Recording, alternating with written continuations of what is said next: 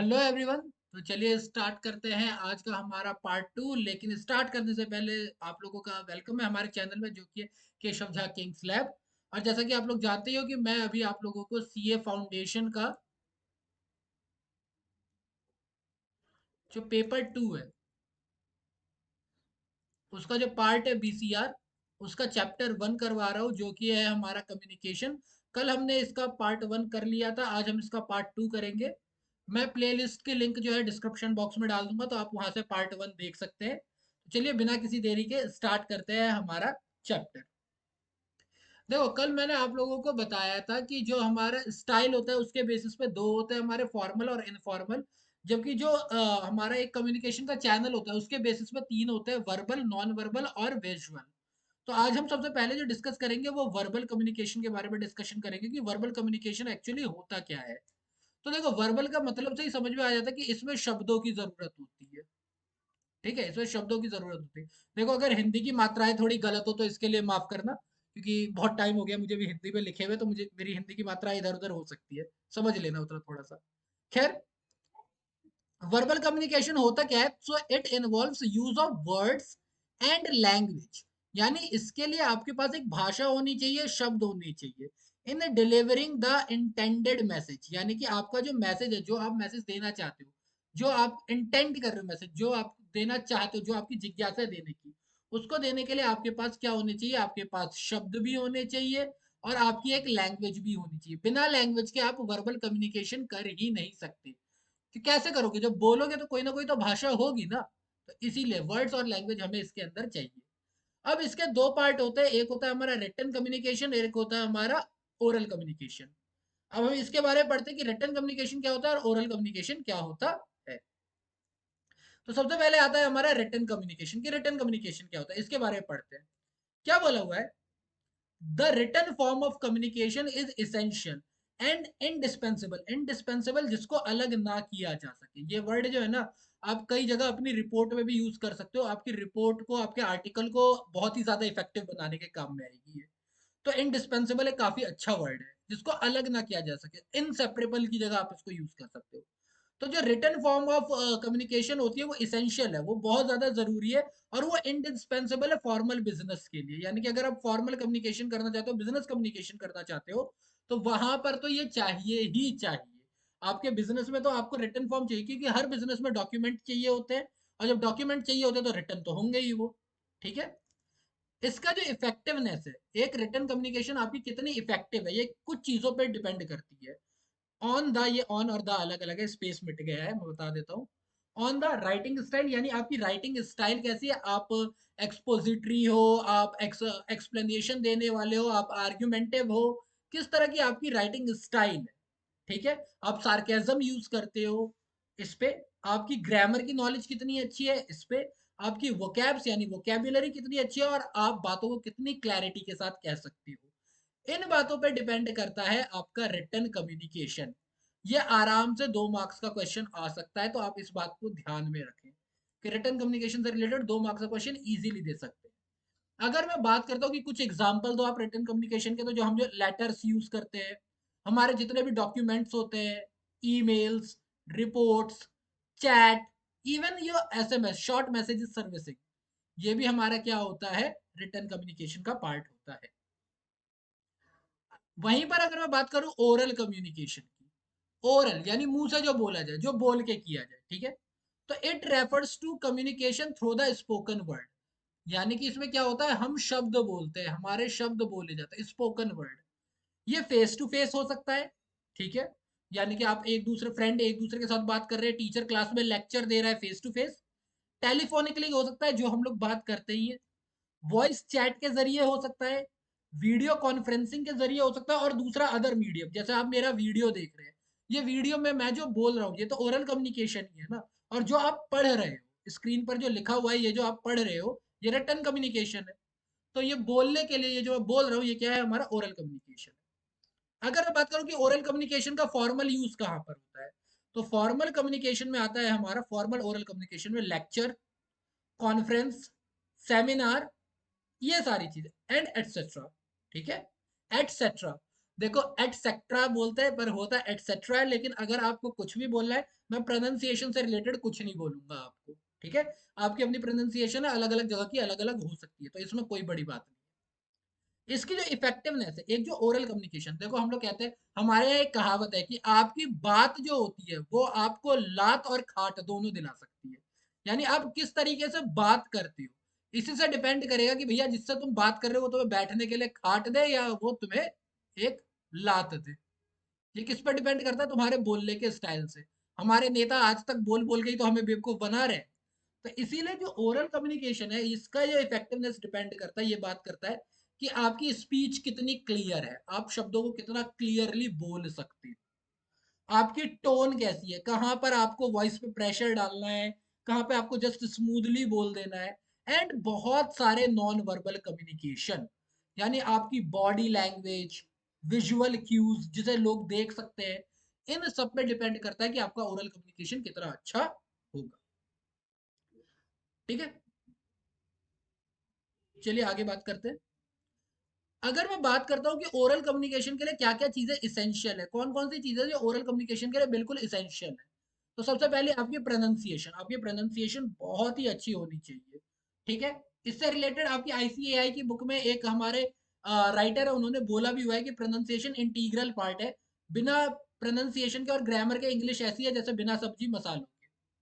ठीक है, मसालों के बिना जैसी सब्जी है वैसे ही प्रोनाउंसिएशन और ग्रामर के बगैर हमारी इंग्लिश है। ठीक है, सेकंड चीज जो हमें ध्यान देनी है वो ये देनी है कि लिसनिंग एंड कन्वर्सेशन, यानी आप जब बात करते हैं आपका सुनना जरूरी है। ओरल कम्युनिकेशन के लिए इट्स वेरी इंपॉर्टेंट कि आप चीजों को सुनो, देन आप कन्वर्सेशन करो। ठीक है, बात करो।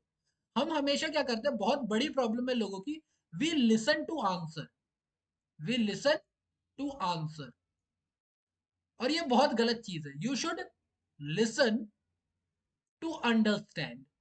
अगर आपने ये चीज कमांड कर ली ना, अगर आपने सुनने के लिए समझने के लिए सुनना चालू कर दिया, आप एक बहुत अच्छी कम्युनिकेशन कर सकते हो। Third, spoken grammar, of course grammar अच्छी होनी चाहिए आपकी। डी, वोकेबुलरी जो कि आपके थर्ड पार्ट में है। ठीक है, चैप्टर 3 के अंदर वोकेबुलरी को बहुत अच्छे से पढ़ाया गया है, वहां पर हम करेंगे। देन नोटिसिंग लैंग्वेज, आप लैंग्वेज को समझो लोगों की।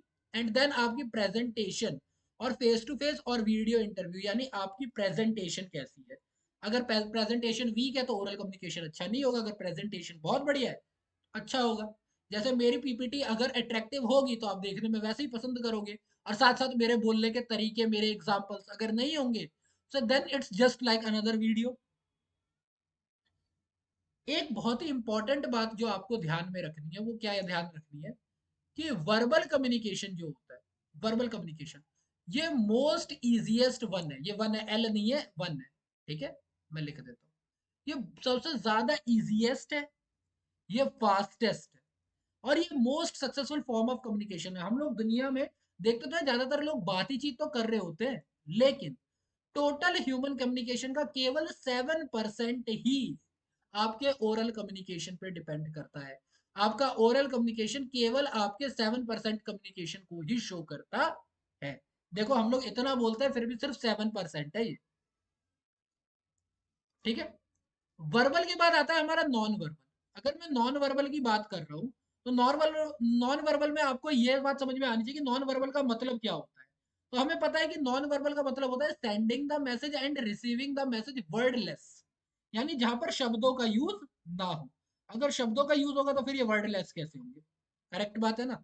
तो फिर वर्बल हो गए ना, अगर शब्द आ ही गए फिर तो ये वर्बल हो गए। तो हमें इन चीजों को समझना है। ठीक है, wordless messages.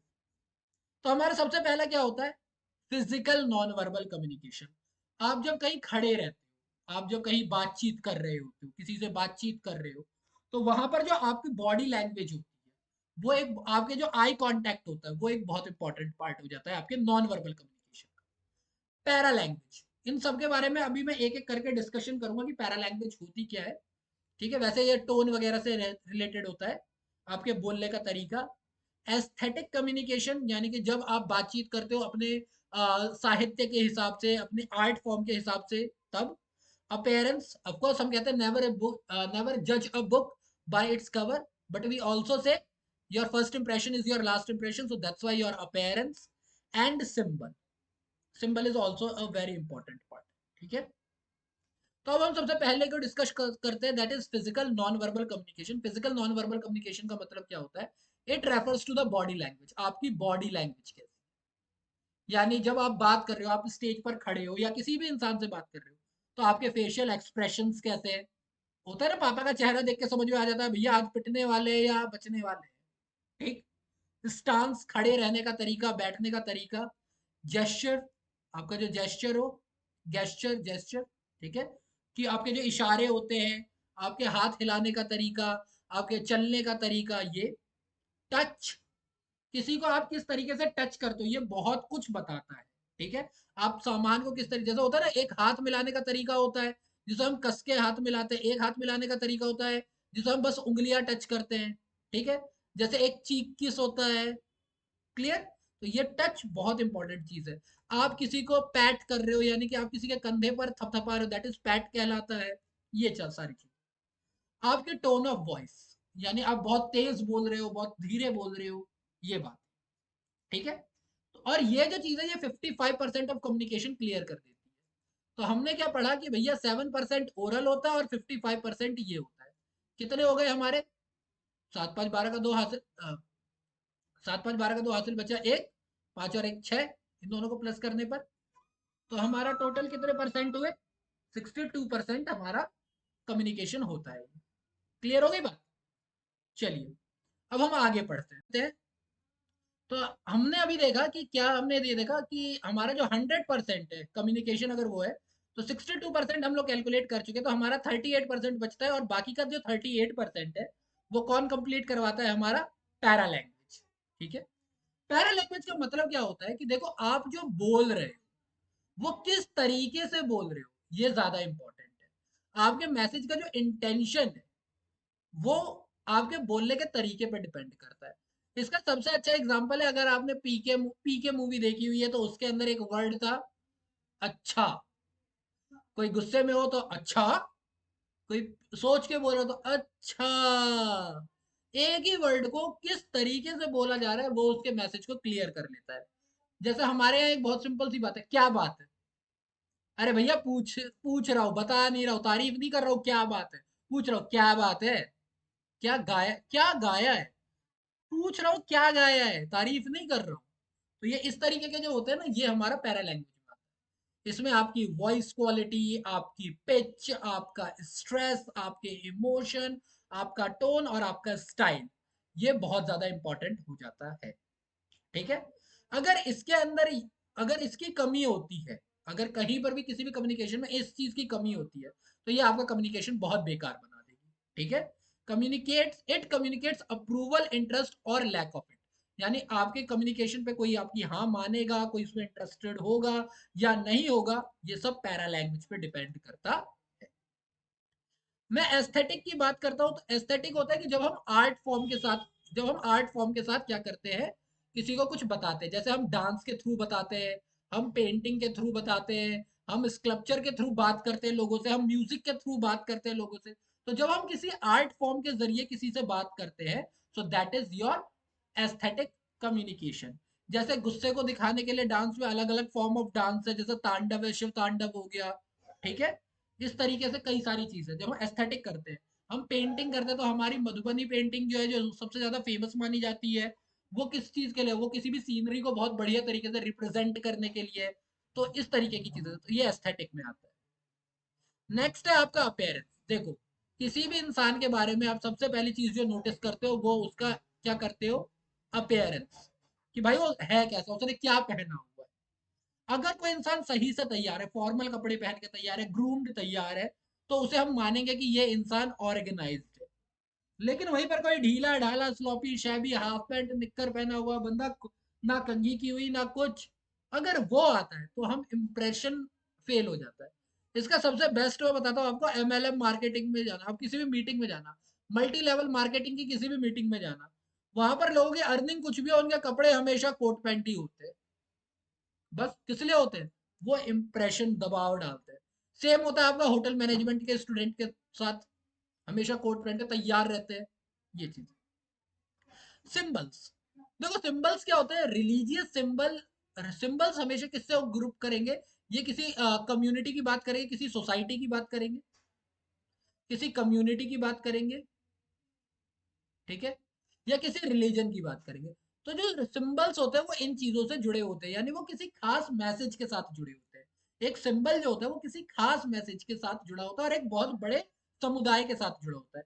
Ego building message हो सकता है, जैसे कि अगर आपके पास नमस्ते करती हुई कार है तो ये आपकी ईगो बिल्डिंग हो गई, या आपके पास अगर इंडिया में बोलते हैं चार चूड़ियों वाली कार है तो ये ईगो बिल्डिंग भी हो गई, ठीक है। तो इस तरीके की चीजें। फिर आता है हमारा लास्ट विजुअल कम्युनिकेशन, क्योंकि हमने वर्बल पढ़ लिया, नॉन वर्बल पढ़ लिया, तो अब हमारा आता है विजुअल कम्युनिकेशन।